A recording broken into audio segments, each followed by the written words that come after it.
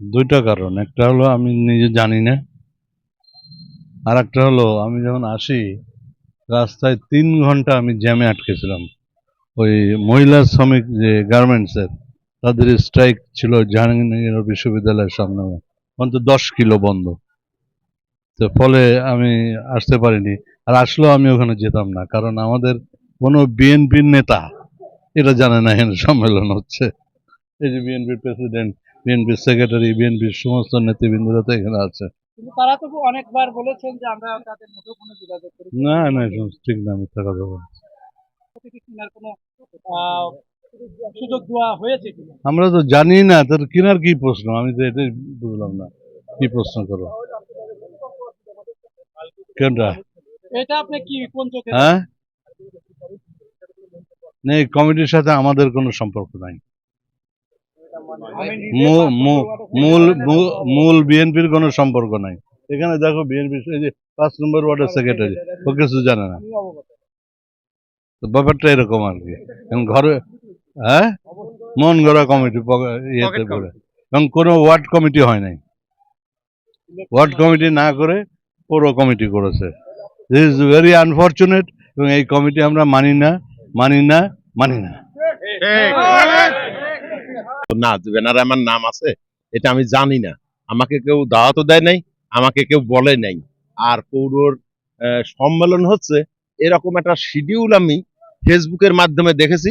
পৌরর যিনি আহ্বায়ক, সদস্য সচিব, মানে পৌর বিএনপির প্রতিনিধিত্ব যারা করেন, তারা এরকম একটা শিডিউল দিয়েছিল।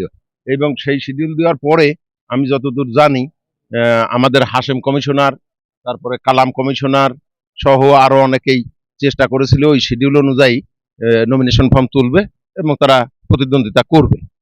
এটা কিন্তু মানে সমবেত সিদ্ধান্তের প্রেক্ষিতে না, আমি যেটা দেখেছি আর কি।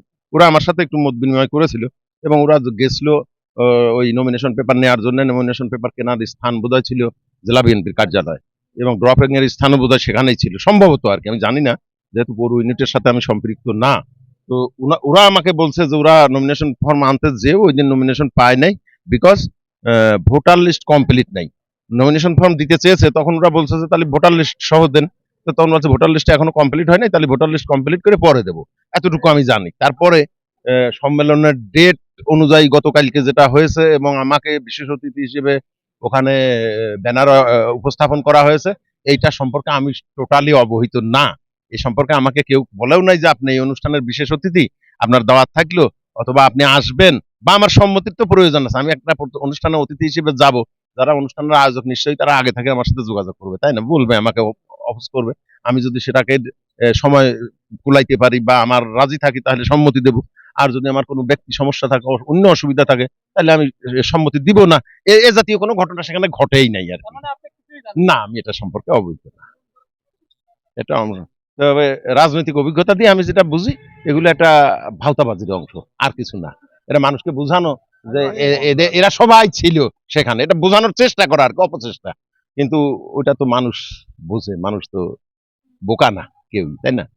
আমার সাথে কোনো যোগাযোগ নাই, আমার সাথে কোনো কথা নাই, অথচ আমার নামটা সেখানে ব্যবহার করে দিলে এটাও তো হতে পারে না। মানে যে নাম দিয়ে কমিটি ঘোষণা হলে এটা আপনি কোন চোখে দেখেন? কোন নাম দিয়ে? আপনাদের নাম দিয়ে না, আমরা তো জানি না, এর সাথে আমরা সম্পৃক্ত না। জেলা নেতৃবৃন্দ তো বলতেছে আপনারা প্রধান অতিথি ছিলেন। সেটা জেলার নেতৃবৃন্দের ব্যাপার। সেটা সেটা জেলা নেতৃবৃন্দের ব্যাপার, সেটা জেলা নেতৃবৃন্দ জানে, বলতে পারবে। আমি তো সেই ব্যাপারে কথা বলতে পারি না, আমি বলবো না। আমি তাদের আন্ডার একটা ইউনিটের রাজনীতি করি। আমার জেলা বিএনপির রাজনীতিবিদরা যারা আছে, নেতৃত্ব দিচ্ছেন, তাদের আদেশ, তাদের নির্দেশ, তাদের পরামর্শ, সেটাকে মেনেই আমি রাজনীতি করি। তারাও আমার সাথে কোনোদিন এই সম্মেলন সম্পর্কে আমাকে কেউ কিছু বলে নাই। আমি খোকসা থানা বিএনপির সাধারণ সম্পাদক হিসেবে দায়িত্ব পালন করেছি 1992 সাল থেকে 2016 সাল পর্যন্ত। 4টি সম্মেলনের মাধ্যমে 4টা কমিটিতে আমি সাধারণ সম্পাদকের দায়িত্ব পালন করেছি। আমার সাথে প্রথমে আমি যখন সাধারণ সম্পাদকের দায়িত্ব নেই এই খোকসা থানা বিএনপির, আমি তখন একেবারেই যুবক, মানে ছাত্রত্ব শেষ করেছি, সার্ভিসে কেবল ঢুকেছি একটা বেসরকারি কলেজের অধ্যাপনায়। সেই অবস্থায় আমার অনুমান যে তখন আমার বয়স 30-31 বছর। সেই অবস্থা থেকে শুরু করে 2016 সাল পর্যন্ত 4টা কাউন্সিল অধিবেশনের মাধ্যমে থানা বিএনপির সেক্রেটারির দায়িত্ব পালন করেছি। তারপর 2016 সালে যেখানটায় দাঁড়িয়ে কথা বলছি, এই কলেজের আমি যখন প্রিন্সিপাল ছিলাম, এই কলেজটা সরকারিকরণ করা হয় 2018 সালে। ঠিক সেই সময়ে এসে আমি স্বাভাবিক কারণেই রাজনৈতিক পদ থেকে মানে কি বলে ওইটাকে সাধারণ সম্পাদকের পদ থেকে ইস্তফা দিই। যেহেতু কলেজটা সরকারি হলে আমি তখন সরকারি প্রজাতন্ত্রের কর্মচারী, সেই হিসেবে পরবর্তীতে আমি চাকরি থেকে রিটায়ারমেন্টে যাবার পরে 2022 সালের 19শে জুন আমার শেষ কর্মদিবস ছিল এবং সেই শেষ কর্মদিবসের পর দিন থেকেই আবার মাঠের রাজনীতিতে সক্রিয়।